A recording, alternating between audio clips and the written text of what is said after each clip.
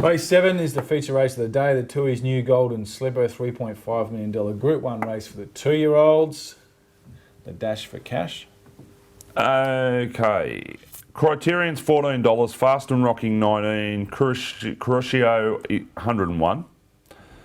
$9 Sidestep, I'm All the Talk 21, 21 Whittington, Dothraki 61, Charlie Boy 41, Vapensiera $151, Windjam 81, Overreach 230 favourite, Rude Awakening $13, Sweet Idea $12, Villa Verde $15, Guelph 26, 35 Romantic Moon, The Emergencies of Anna and Il Cavallo are $81 and $17 respectively.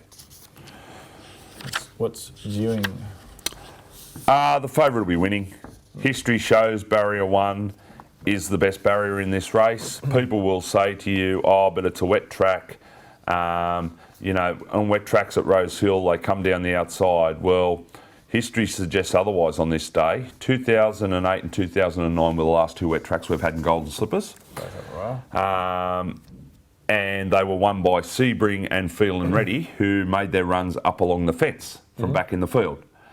There's a story on the website today where Darren Beedman basically takes you through what it goes through a jockey's head in the race. Yep. And Darren makes the point that you do not come around them in Golden Slippers and win them, history says. So Barrier 1 is a massive plus for this filly. She's got the best form. She's a winner on a dead 5, so there's some indication she can handle a dead, you know, slowish track. Yep. Other than that, we're guessing with a hell of a lot of them. She's got the best form. She's been superior on the clock. She's been superior in the manner in which she's dealt with the rivals. She's just got to come out on terms with them and she'll beat them.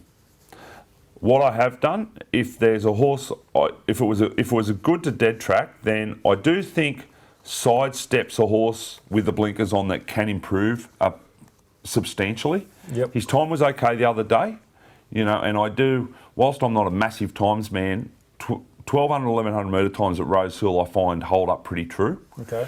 And his time was okay. And the good thing, and the thing about it was he did a lot wrong in that race. McAvoy said 800 to 500 he was worried sick because the horse just wasn't racing, like he wasn't switched on, and then he just sort of was loafing in the straight and then decided, okay, well, I'll go now and just pick them up quickly. If the blinkers switch him on throughout the race, from a good draw, he's going to get a lovely run. If something's come out of the pack and blown, you know, cause a surprise, he could be the horse. And I've got to be honest, I had $20 on Varpensiero to run a place at. I took $51. There was somebody was betting $201 and I took $51. I just thought that was over the odds because if you take his last run out of the picture, when he was down the track in the Todman, prior to that he got beaten a long neck behind Whittington, and start before that he beat I'm All the Talk. I know he gave them weight, but just if he reproduced a run like that in the Todman, then he's probably a 30, 40 to 1 chance. Yep. I'm getting $51 to run a hole.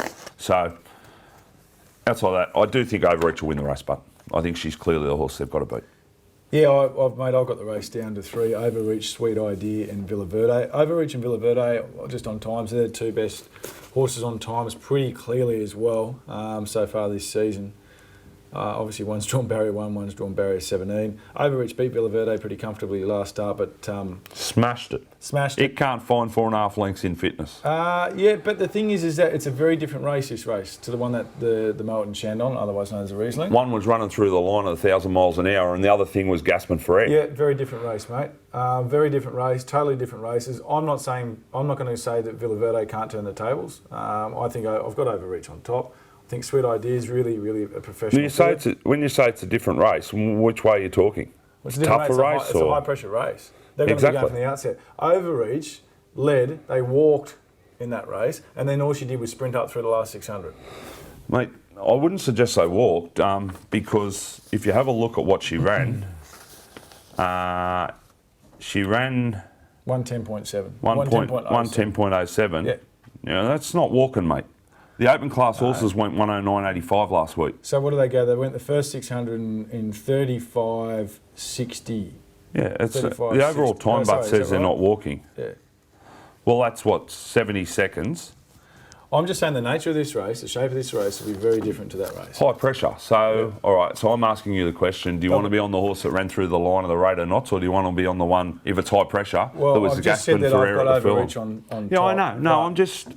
No, I'm just saying though, like I'm tipping the punters here. Like one's $2.30, one's $17. I'm tipping that over Villa Verde will improve a lot more than Overreach off that run. Oh, it had improvement in it. Yeah, but without a I'm shadow tipping of they doubt. left too much improvement in it. They might have left too much improvement in it. They may have just done that. But there's only one horse in Australia that's beaten Overreach, and that was Villa Verde. And that was, It was down in Melbourne on a different league. over all the rest of it. 1,000 metres That back was- the other way. And that was a much more high pressure race, that race. All I'm saying is that Villa Verde has got the runs on the board previously before that run. If she can reproduce that again on Overreach, then she is a chance. Do you of think beating. she can? Yeah, I think she can. I think she's about a 1 in 10 chance of winning the race. I think she's over the odds at $15 or $16, Villa Verde, because she's the one that's produced the times that suggest that she can win a golden slipper.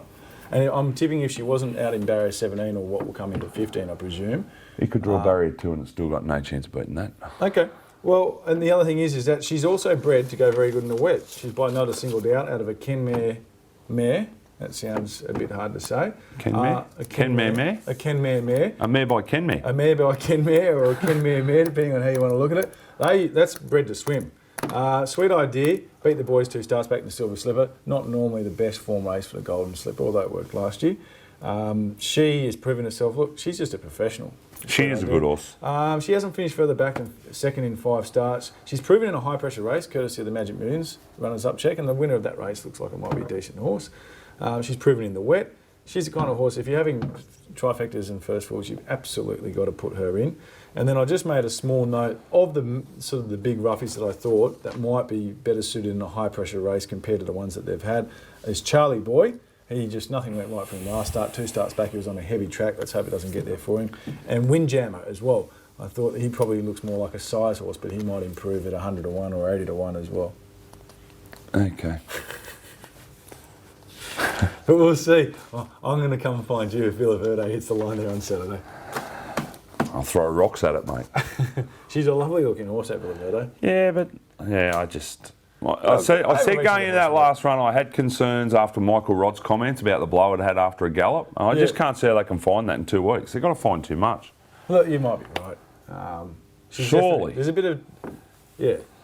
Mate, if he can turn that around, full credit to Sean Dwyer. That is a magnificent training effort, and it's because I just can't see it happening. And she's a better horse as well.